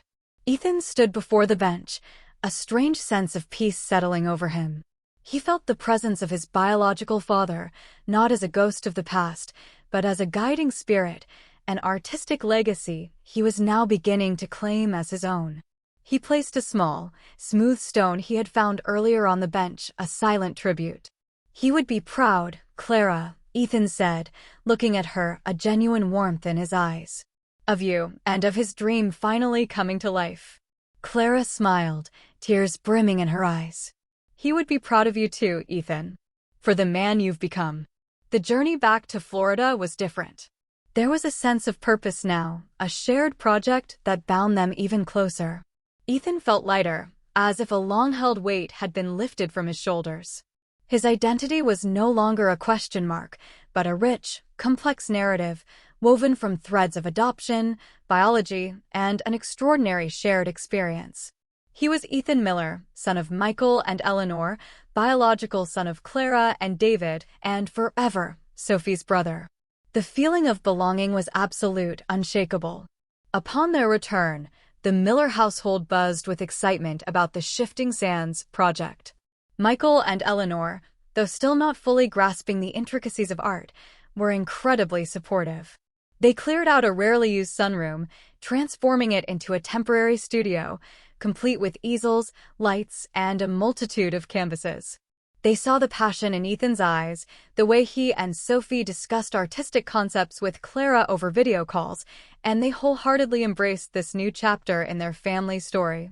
The collaboration was a fascinating blend of different artistic sensibilities. Clara, with her deep understanding of David's original vision and her own artistic maturity, provided the conceptual framework and guidance. Sophie, with her vibrant imagination and youthful energy, translated David's raw sketches into dynamic compositions, her brushstrokes capturing the movement and light of the Florida coast with an almost intuitive understanding. And Ethan found his own unexpected role. Initially, he saw himself as merely a supporter, an assistant. But as they delved deeper into the project, his experiences during the body swap became invaluable. He could describe the feeling of the wind on Sophie's face, the precise way the sunlight glinted off the water, the texture of the sand beneath her delicate feet, the subtle shifts in emotion tied to the coastal landscape. He could articulate the visceral sensation of the tides, the quiet power of the ocean, the way the light changed throughout the day with an almost uncanny precision. "No, Sophie," he'd say, watching her struggle with a particular shade of blue for the ocean. "It's not quite right. When the storm clouds gather, the water takes on a deeper, almost bruised hue, a heavy, expectant kind of blue. And then, when the sun breaks through, it's like 1,000 diamonds exploding on the surface, almost blinding." Sophie would pause, her brush poised, and look at him, her eyes wide with understanding. "You really felt that, didn't you?" "Through my eyes." Ethan would nod, a small, knowing smile on his face. He became the memory keeper, the one who could describe the sensory details of the coast from a unique, intimate perspective. He'd find himself sketching small details, rough outlines of waves, or the way a pelican glided across the sky, his hands, once solely accustomed to the basketball, now finding a new kind of fluidity with charcoal and pencil. He wasn't painting, not in the traditional sense, but he was contributing to the art in a profound, fundamental way, his lived experience becoming a vital part of the creative process. The project became a central focus of their lives, a beautiful, tangible representation of their interconnectedness. The Miller home, once filled with sibling squabbles, was now alive with artistic energy, the quiet hum of creativity, and the deepening bond of family. They were not just finishing David's legacy, they were creating a new one together. The Shifting Sands project quickly evolved beyond a mere artistic endeavor. It became a living, breathing tapestry of their combined experiences, a testament to their newfound understanding of each other and themselves. Clara, guided by her memories of David's vision, often worked remotely, offering critiques and guidance via video calls, her insights invaluable. But it was Sophie and Ethan, working side by side in the sunroom-turned studio, who brought the canvases to life. Sophie, with her inherent talent and now sharpened perception, was the primary painter. Her brushstrokes, once airy and dreamlike, now possessed a grounded depth, a raw energy that was unmistakably influenced by her time in Ethan's body. She learned to capture the raw power of the ocean, the muscular tension of a crashing wave, alongside the ethereal glow of a sunset. She was no longer just painting what she saw, she was painting what she had felt, what she had experienced through Ethan's lens. The coastal landscapes that emerged on their canvases were breathtaking, moody, vibrant, and incredibly evocative. Each painting in the series depicted a different facet of the Florida coast: the serene calm of a sunrise, the vibrant chaos of a midday beach, the dramatic intensity of an approaching storm, and the tranquil beauty of twilight over the water. Ethan's role, initially perceived as merely supportive, quickly became integral. His memory-keeping, as Sophie fondly called it, became the soul of the series. He would sit beside her, describing the nuances of light and shadow he had observed during his time as Sophie, the subtle shifts in emotion the landscape evoked within him. He'd recall the exact shade of gray in a pre-storm sky, the way the sand felt like a million tiny diamonds underfoot, the exhilarating rush of the waves, or the lonely cry of a distant seagull. He even started sketching, not intricate masterpieces, but quick, expressive lines capturing a mood, a movement, a specific detail that Sophie would then translate onto the canvas. His drawings, once just basketball plays, were now rough but powerful representations of the coast, imbued with an unexpected artistic sensibility. He found joy in this new form of expression, a quiet satisfaction in contributing to something beautiful and meaningful. "Remember that morning, the one right after the swap?" Ethan asked one afternoon, watching Sophie carefully blend colors for a painting depicting a calm, misty sunrise. The air felt so heavy, so still, like the world was holding its breath. But then, when the sun just barely kissed the horizon, everything changed. It was like hope breaking through the gray. Sophie paused, her brush in midair, her eyes distant. "I remember. I was so scared. But then that sliver of light, it felt like a promise." She nodded, then adjusted the hue of yellow on her palette, adding a touch more warmth, a subtle touch of gold that transformed the canvas. "Yes, that's it." That feeling of anticipation, of quiet hope. Their parents, Michael and Eleanor, often wandered into the sunroom, marveling at the evolving masterpieces. Michael, always practical, found himself discussing the texture of the sand, the force of the waves, seeing the coast through fresh eyes. Eleanor, more emotionally attuned, saw the unspoken narratives woven into each painting, the subtle reflections of her children's journey. They were immensely proud, not just of the art, but of the way their children had grown, individually and together. As the series neared completion, a new, unexpected challenge arose. A local art gallery, known for showcasing emerging talent, heard about the Shifting Sands project through a mutual friend of Clara's. Intrigued by the unique collaborative nature and the compelling backstory, they offered Sophie and Clara a joint exhibition. It was a huge opportunity, a chance to debut David's vision and their combined talent to the wider art world. Clara was ecstatic. David would have loved this, she beamed during a video call. His dream, finally realized, in a public space. Sophie, however, was filled with a mix of excitement and trepidation. "But it's not just my art or your art, Clara. Ethan's a part of this too. His experiences, his insights, they're integral to the series." She looked at Ethan, who was quietly sketching in the corner, a hint of vulnerability in his eyes. The gallery director, Mr. Davies, was initially hesitant. While Mr. Miller's contributions are admirable, Miss Miller and certainly add a compelling narrative, he's not traditionally an artist. An exhibition needs a clear artistic voice. He implied that Ethan's involvement, while a good story, might detract from the professional presentation. Ethan, overhearing the conversation, felt a familiar pang of insecurity. He knew he wasn't a real artist. His sketches were rough, his understanding of technique limited. He was proud of his contribution, but he also understood the art world's expectations. "It's okay, Sophie," he interjected, a forced cheerfulness in his voice. "This is your moment. And Clara's. I'm just the inspiration." But Sophie wouldn't have it. "No, Ethan. This isn't just my moment. This is our moment. All of us. This series wouldn't exist, not like this, without your unique perspective. Without what you went through. You helped me see it, feel it, paint it." She turned back to Mr. Davies, her voice firm and passionate. "Mr. Davies, Ethan's contribution isn't just narrative. It's visceral. It's the emotional core of these paintings. He helped bring David's vision to life through a lens no one else could provide. To exclude him would be to deny a fundamental part of the art itself. Clara, listening from Asheville, chimed in. Sophie is absolutely right, Mr. Davies. David's dream was always about accessible art, about connecting with people.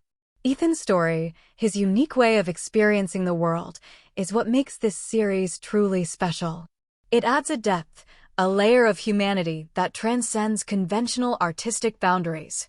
Mr. Davies, a man of refined tastes, but also a keen businessman, saw the passion, the conviction, and the compelling story. He recognized the potential for a unique angle, a fresh perspective in a sometimes staid art world. After much discussion, he reluctantly agreed. The exhibition would be credited to Clara, Sophie Miller, and Ethan Miller, the Shifting Sands collection. The news brought a wave of mixed emotions for Ethan. Pride, certainly, but also a renewed sense of anxiety. He, the athlete, the jock, was going to be publicly acknowledged as an artist. It felt strange, unsettling, yet exhilarating. He knew his parents would be proud, but he worried about how his friends, especially his basketball teammates, would react. He could already hear the jokes, the teasing. The fear of not belonging, of being seen as different, still lingered, a phantom echo of his earlier insecurities. What if people don't get it? He confided in Sophie one evening as they were preparing the canvases for transport. What if they think it's just a gimmick? That I'm just riding your coattails. Sophie stopped packing, turning to face him. She put her hands on his shoulders, her gaze steady and serious. Ethan, remember what Clara said about David? That he believed the ordinary holds extraordinary magic if you only stop to observe it? Your journey, our journey, was extraordinary. And your contribution to this art is valid, unique, and powerful. Don't let anyone diminish that. And don't you dare diminish it yourself. She squeezed his shoulders. This isn't about fitting into some predefined box of artist. It's about expression, about truth. And your truth is in every one of these paintings. Her words were a balm to his anxieties, a powerful reminder of the profound transformation he had undergone. He looked at her, his sister, his mirror, his strongest ally. Thanks, Soph, he said, a genuine smile replacing his worried frown. I needed that. The day of the exhibition opening arrived with a flurry of activity and a tangible buzz of excitement. The gallery was sleek and modern, a stark contrast to their home studio, but the paintings, when hung, commanded the space, filling it with the dynamic beauty of the Florida coast. Michael and Eleanor were there, beaming with pride, greeting friends and family. Clara had flown in from Asheville, her eyes shining with emotion as she saw David's dream come to fruition. Ethan, dressed in a smart blazer, felt a nervous flutter in his stomach. He saw his basketball teammates arrive, their faces a mixture of curiosity and good-natured bewilderment. He braced himself for the inevitable jokes, the playful jabs. But to his surprise, Jake, his best friend, approached him with a look of genuine awe. Dude, Jake said, his eyes scanning a large painting of a turbulent ocean, this is incredible. I never knew you had this in you. The way the light hits the waves, it's like I can almost feel the spray. Ethan stared at him, genuinely touched. Thanks, Jake. No, seriously, another teammate added. This one. He pointed to a painting of a lone palm tree silhouetted against a vibrant sunset that looks just like our tree, before the, you know. He trailed off, a subtle reference to the lightning strike, a shared memory they now carried. Ethan realized then that his fear was unfounded. His friends, his family, they weren't judging him.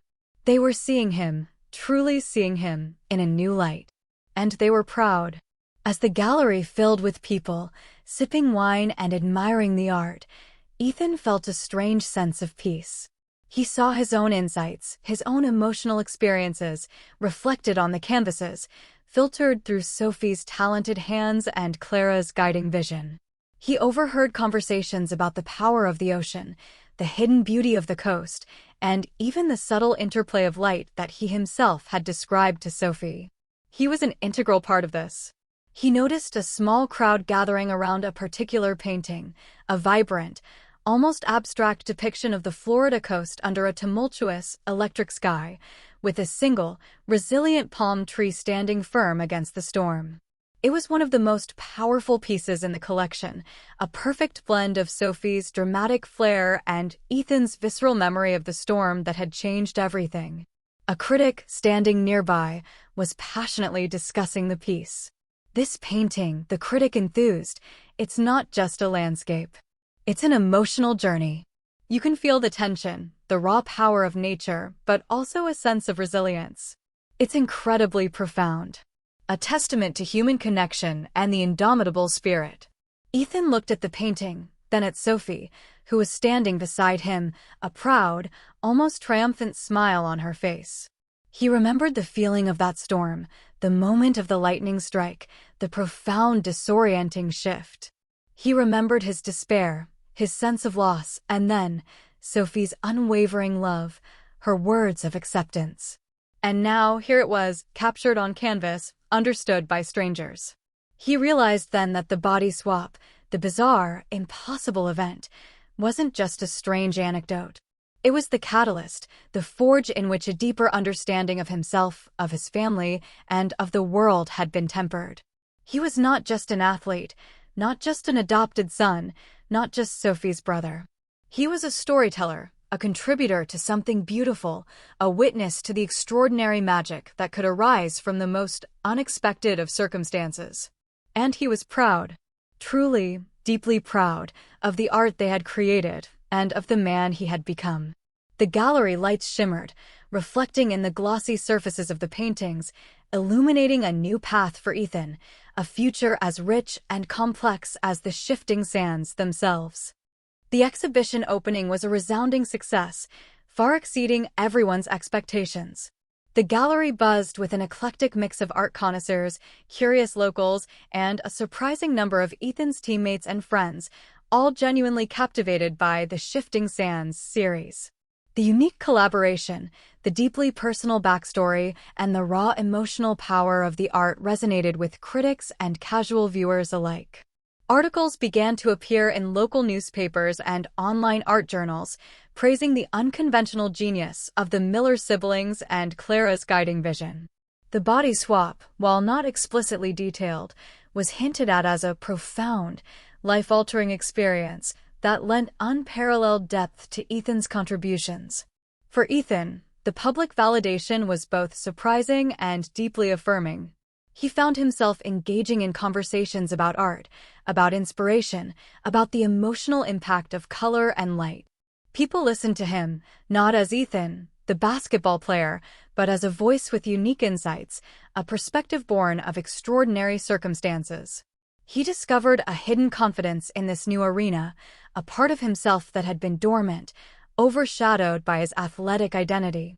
He even found himself correcting a critic on a subtle detail of a sunset painting, explaining the specific quality of light he had experienced through Sophie's eyes, a detail the critic enthusiastically incorporated into their review. Sophie, meanwhile, blossomed under the spotlight. Her natural artistic talent, now enriched by Ethan's sensory contributions and Clara's mentorship, was undeniably exceptional. She moved through the gallery with a newfound poise, articulating her artistic choices with eloquence and passion. She openly credited Ethan, always drawing him into conversations, ensuring his vital role was acknowledged. Ethan's memory, his raw emotional connection to these moments, is the heart of the series, she would explain, gesturing to a particularly powerful painting. "He made me feel the coast in a way I never had before." Clara, observing her biological son and his adopted sister, felt a profound sense of peace and pride. Seeing David's dream realized, and in such a collaborative, meaningful way, was a powerful healing for old wounds. She watched Ethan, his eyes shining with a quiet confidence as he discussed the art, and knew she had made the right choice all those years ago. He had indeed found a beautiful life, full of love and opportunity, and now a deep connection to his artistic heritage. As the exhibition continued its successful run, Ethan's life began to shift in unexpected ways. While he still loved basketball, the relentless pressure, the sole focus on athletic achievement, no longer felt all-consuming. He continued to train, to play, but he approached it with a new mindfulness, a greater appreciation for the physical artistry of the game itself, rather than just the outcome. He even started sketching his teammates during practice, capturing their dynamic movements, the intensity in their faces, a subtle shift in his focus. His coach, usually oblivious to anything beyond game strategy, noticed his increased focus and a new, almost meditative quality to his playing. His academic life also saw a transformation. That Shakespearean essay, once a monumental struggle during his body swap, now became a source of quiet fascination. He found himself rereading the sonnets, not for obligation, but for genuine interest, discovering the poetic beauty, the profound human emotions hidden within the verses. He enrolled in an elective art history class, surprising himself with his enthusiasm and insightful contributions. He was no longer just the athlete. He was a multifaceted individual, exploring the breadth of his intellect and his passions. One evening, a few weeks after the exhibition opened, Ethan and Sophie were sitting on their familiar porch swing, the same one where Ethan had read Clara's letter. The Florida evening was warm and fragrant, a symphony of crickets and distant ocean waves. "You know," Sophie said, breaking the comfortable silence, "Mr. Davies, the gallery director, called me today. He said the Shifting Sands has attracted a lot of attention. He wants to talk about taking it on tour, maybe even to New York." Ethan whistled softly. "Wow, sophomore. That's huge. David's dream really taking off." He felt a surge of pride, not just for Sophie and Clara, but for the art itself, and for his part in it. "Yeah," Sophie said, a thoughtful expression on her face. "But he also said something else. He's received some inquiries about your biological father's work." It turns out, David was quite a promising artist in his own right, even before he met Clara. He had some smaller pieces exhibited in local galleries years ago, before everything. Ethan's breath hitched. His work? People are asking about his work. The idea that his biological father, a man he had never known, whose legacy he was only just discovering, could gain posthumous recognition was an incredibly powerful thought. It was a chance to bring David's entire vision to light, not just the Shifting Sands series. Sophie nodded. Apparently, the story of the Shifting Sands has piqued interest in his earlier pieces. Mr. Davies is even talking about a retrospective, if we can find enough of his original work. She looked at Ethan, her eyes sparkling with excitement. "Ethan, this could be huge. Not just for Clara, but for David. For his memory." A new sense of purpose settled over Ethan, a profound calling he hadn't anticipated. It wasn't just about understanding his past anymore, it was about honoring it, about bringing a lost legacy back into the light. "Do you think Clara would be up for it?" he asked, his voice filled with a hopeful anticipation. "I think she would be thrilled," Sophie replied, a warm smile on her face. She's always kept his memory alive through her teaching. This would be a chance for the world to see his art. The next day, a flurry of phone calls and emails ensued. Clara was, indeed, incredibly moved and enthusiastic about the idea of a retrospective for David. She had carefully preserved many of his early sketches, watercolors, and even a few small oil paintings, tucked away in an old chest, treasures from a life cut short. The prospect of sharing them with the world, of finally giving David the recognition he deserved, was a dream she had secretly harbored for years. The search for David's lost art became a new collaborative project, drawing in all of them. Clara painstakingly went through her old belongings, recalling stories and locations of his past exhibitions. Sophie, with her keen eye for detail and networking skills in the art world, began reaching out to old galleries, art schools, and even mutual friends Clara remembered. Ethan, with his newfound investigative skills and a burgeoning passion for this historical quest, took on the role of the lead detective, sifting through old records, tracing leads, and cold-calling former contacts. His determination was relentless, driven by a deep desire to connect with and honor the father he never knew. The search led them down unexpected paths, to dusty archives and forgotten art schools, to the homes of retired collectors who remembered a young, promising artist named David, and even to a small, independent gallery in a remote coastal town that still held one of his earliest, most vibrant watercolors of a lighthouse. Each rediscovered piece of art felt like finding a missing piece of Ethan's own puzzle, a tangible connection to his origins. During this quest, Ethan encountered a significant plot twist that added another layer of complexity to his understanding of David. He was sifting through an old art school yearbook from David's time, scanning for familiar names or clues. He noticed a dedication from David to a beloved mentor, Professor Elias Thorne, a prominent, albeit controversial, art historian known for his radical theories on art as a tool for social commentary.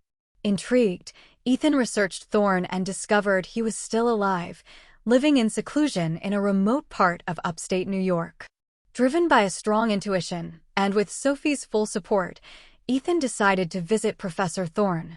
It was another long journey, a departure from their sun-drenched Florida and the artistic tranquility of Asheville. The drive took them through changing landscapes, from vibrant autumn leaves to the stark, almost somber beauty of early winter. Professor Thorne's home was a rustic cabin nestled deep in a snowy forest, filled with books, dusty artifacts, and the faint smell of pipe tobacco and old paper.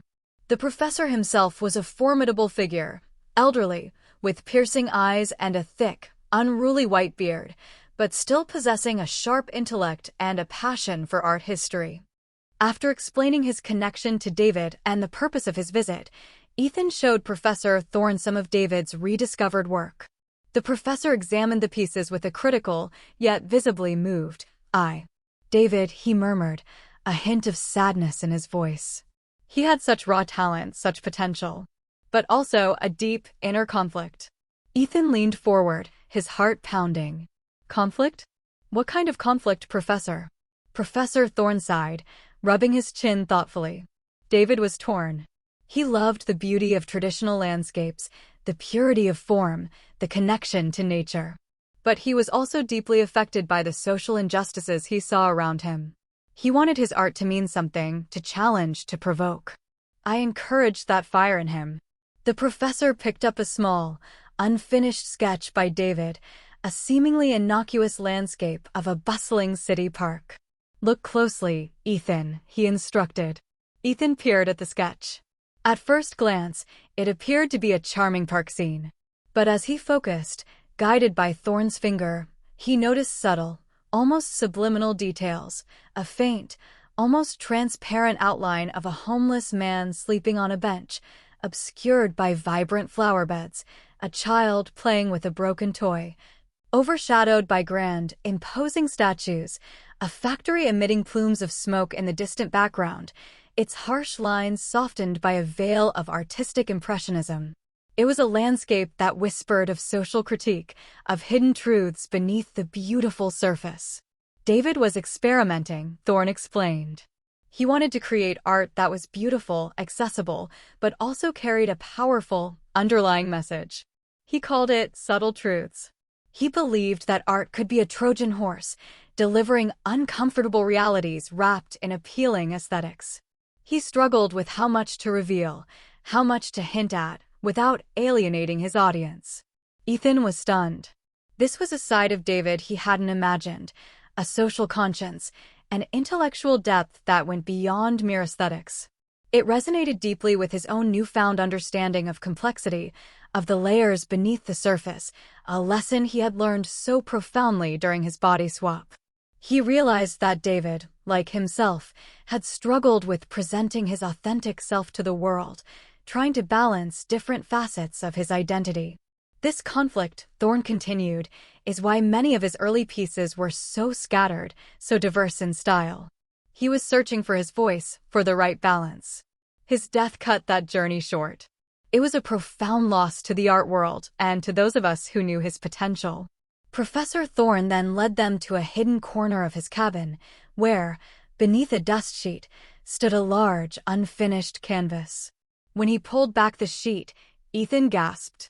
It was a massive, partially completed painting, clearly one of David's. The subject was the Florida coast, but unlike the shifting sands that focused on natural beauty, this one was different. It depicted a stunning beach, vibrant with color, but in the foreground, almost blending into the sand, were the faint, ghostly images of discarded plastics and pollution, subtly woven into the natural landscape.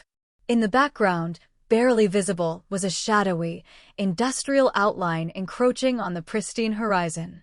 This was his final, unfinished masterpiece, Thorne explained, his voice hushed. He called it Beauty and Burden. It was his most ambitious attempt to merge his love for nature with his social commentary. He wanted to reveal the hidden cost of our appreciation for beauty, the environmental impact that often goes unseen. He was struggling with how to make the message impactful without being overtly preachy, how to balance the beauty with the burden. Ethan stared at the canvas, a profound realization dawning on him. This was David's true artistic legacy, a powerful, prescient message that resonated with contemporary environmental concerns. And it was unfinished. He looked at Sophie, then back at the painting, a bold, audacious idea forming in his mind. The body swap had taught him about interconnectedness, about the hidden truths beneath the surface. His journey to understand David had revealed a profound, socially conscious artist. Now, a new challenge, a new purpose, presented itself. "We have to finish this," Ethan said, his voice firm, filled with a resolve that surprised even himself. "We have to finish Beauty and Burden for him. Not just the shifting sands, but this too." Sophie's eyes gleamed with understanding and excitement. "Ethan, that's brilliant." Professor Thorne looked at them, a slow, knowing smile spreading across his face. Perhaps, he mused, his eyes twinkling, the spirit of David's art and his unfinished journey has found its way to you both after all. A new generation, carrying on his subtle truths. The journey back was filled with renewed purpose. The search for David's lost art was now intertwined with an even greater mission, to complete his most ambitious and powerful work. This wasn't just about discovery anymore, it was about stewardship, about bringing a vital, prescient message to the world. Ethan, the athlete, was now fully embracing his role as the unexpected guardian of an artistic legacy, a legacy that had found its way to him through the most impossible, yet ultimately profound, of circumstances. His life, once a straightforward trajectory, had become a complex, layered masterpiece, constantly evolving, constantly revealing new depths. The revelation of Beauty and Burden galvanized Ethan and Sophie with a renewed sense of purpose.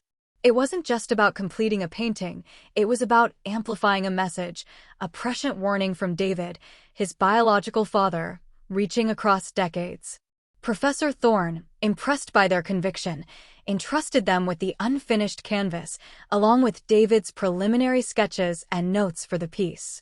He saw in them not just enthusiasm, but a genuine understanding of David's artistic philosophy.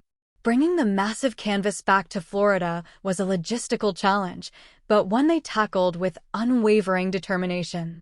The Miller family sunroom, already a studio for The Shifting Sands, now became a double-duty creative hub.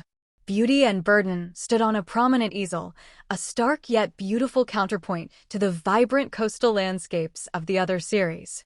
The process of working on Beauty and Burden was profoundly different from The Shifting Sands. While the earlier series was a celebration of beauty, this new project was a delicate dance between aesthetic appeal and stark reality. Clara, once again, provided invaluable guidance through video calls, sharing anecdotes about David's intentions for the piece, his struggles with balancing the overt message with artistic subtlety. David never wanted it to be a polemic, Clara explained one evening, her face earnest on the screen. He wanted people to discover the message, to look closely and then realize the deeper truth. He believed that kind of subtle awakening was more powerful than any shouted protest. Sophie, always sensitive to nuance, understood this challenge intrinsically. Her artistic skills were put to the ultimate test as she meticulously wove the elements of pollution and industrial encroachment into the breathtaking beach scene. She used delicate brushstrokes, subtle shifts in color, and almost transparent layers to depict the discarded plastics as shimmering, almost ghostly forms beneath the sand, or the faint, corrosive haze from distant factories blending into the hazy horizon. It was a masterful demonstration of David's subtle truths philosophy, making the discomfort of the message slowly emerge from the initial allure of the beautiful landscape. Ethan's role in Beauty and Burden was even more crucial than before. His perspective, refined by his body swap experience, allowed him to perceive the hidden burdens with chilling clarity. He could articulate the feeling of walking on a seemingly pristine beach, only to notice the sharp edge of a broken plastic bottle beneath his foot, or the faint, acrid smell of distant chemicals carried on the sea breeze. He became the conscience of the painting, constantly pushing Sophie to ensure the underlying message was present, yet never overshadowing the art itself. "Remember that feeling?" Ethan would say, pointing to a section of the canvas where Sophie was painting a vibrant blue ocean. "The ocean looks perfect from afar, but up close, there are those tiny, almost invisible flecks of microplastics, glinting in the sun like glitter. It's beautiful, but it's insidious." Sophie would nod, her brow furrowed in concentration, then take a tiny, almost imperceptible brush, adding minute, iridescent specks to the waves, making them shimmer with a beauty that concealed a subtle, disturbing truth. The creative process was intense, often emotional. There were days of frustration, of grappling with the difficulty of conveying such a complex message. But there were also moments of profound connection, of feeling David's spirit guiding their hands, his vision slowly, beautifully coming to life. Michael and Eleanor watched their children work, captivated by their dedication and the profound depth of the art emerging before them. They saw how Beauty and Burden was not just a painting, but a conversation, a challenge, a call to awareness. As the completion of Beauty and Burden neared, Mr. Davies, the gallery director, visited their studio. He was awestruck by the sheer power and subtle genius of the piece. "This," he declared, his voice filled with reverence, "this is a masterpiece. It transcends David's original concept. It's a profound statement for our time. It must be the centerpiece of the retrospective." He arranged for a significantly larger exhibition space for David's retrospective, titled David Miller, A Vision Unfolding, with Beauty and Burden at its heart. The publicity surrounding the Shifting Sands series, coupled with the compelling backstory of a lost artist and his posthumous masterpiece, created a national buzz. Art critics, environmental activists, and even mainstream news outlets began to take notice. The opening night of David Miller, A Vision Unfolding, was a triumph. The gallery was packed, a sea of faces illuminated by the carefully curated lighting. David's early works, vibrant landscapes and insightful portraits, lined the walls, showcasing his raw talent and artistic journey. Clara, radiant with quiet pride, guided visitors through his early life, sharing stories and insights. But it was Beauty and Burden that truly captivated the audience. Positioned at the very end of the exhibition, under a singular spotlight, it commanded attention. People stood before it for long minutes, initially drawn in by its beauty, then slowly, subtly, understanding the insidious truth woven into its canvas. Whispers filled the room as viewers pointed out the almost invisible elements of pollution, the encroaching industrial lines. The painting sparked conversation, debate, and profound reflection. It was exactly what David, and now Ethan and Sophie, had intended. Ethan, standing among the crowd, felt a swelling in his chest, a powerful mix of pride, accomplishment, and a profound connection to his biological father. He saw David's legacy, not just in the art, but in the discussions it provoked, in the awareness it raised. He saw the fire that Professor Thorne had spoken of, finally unleashed, finally given its voice. And he knew, with a certainty that resonated deep within his soul, that this was more than just completing a painting, it was completing a circle, a journey that had begun with an act of love and sacrifice, and culminated in a powerful statement for the world. He watched as his adopted parents, Michael and Eleanor, stood before Beauty and Burden, their faces filled with a quiet pride and understanding. They had embraced his journey, his discovery, and now his mission. He saw Sophie, animated and passionate, explaining the nuances of the piece to a group of eager art students, her voice ringing with newfound authority and conviction. He felt the unique strength of their bond, forged in the crucible of their shared, impossible experience. A quiet voice broke through the hum of the crowd. "Ethan?" He turned to see Clara, standing beside him, her eyes shining with unshed tears.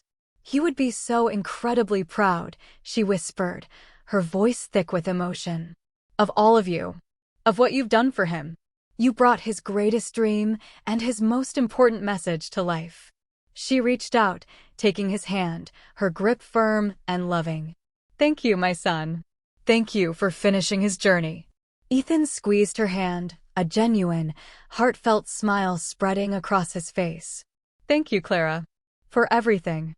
As the evening wore on, Ethan found himself talking to an environmental journalist, eloquently articulating the painting's message, not as an artist, but as someone who had profoundly experienced the interconnectedness of beauty and its hidden costs. He spoke about seeing the world through different eyes, about the subtle truths beneath the surface, about the responsibility to protect the planet that nourished them all. The athlete, the pragmatic one, had found his voice, not just in art, but in advocacy. The retrospective ran for months, eventually touring to other major cities, sparking conversations and inspiring action. Beauty and Burden became an iconic piece, a symbol of environmental awareness, and a testament to the enduring power of art to provoke thought and inspire change. David Miller, the promising artist whose life was cut short, finally received the widespread recognition he deserved, his vision continuing to influence long after his passing. Ethan's own life settled into a new, rich rhythm. He continued his basketball, now approaching it with a greater joy and less pressure, earning a scholarship to a prestigious university where he planned to study environmental science, with a minor in art history.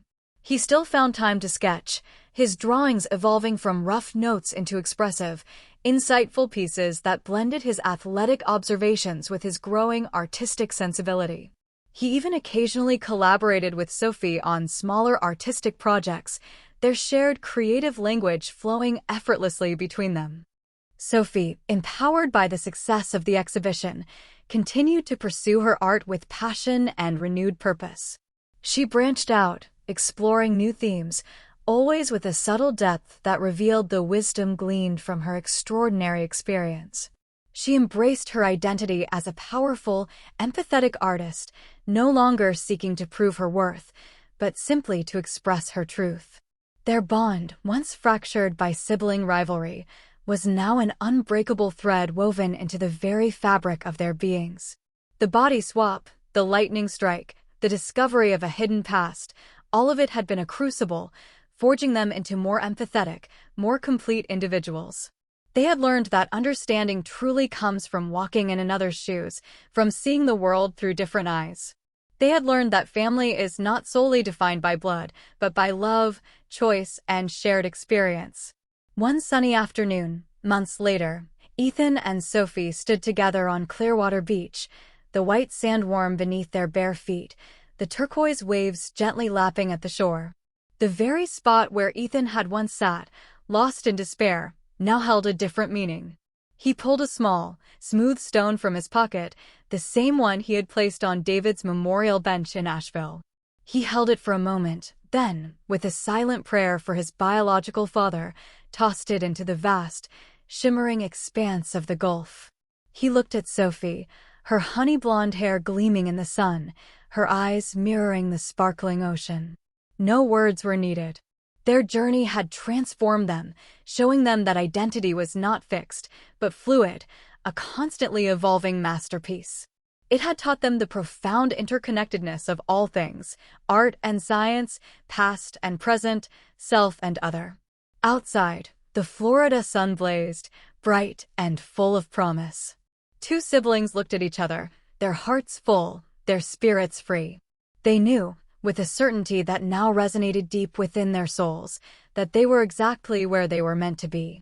They were family, in every sense of the word, connected by an invisible thread of love, understanding, and a shared, unforgettable miracle. Sometimes, to truly understand a person, you must step into their shoes. And sometimes, in doing so, you discover who you truly are.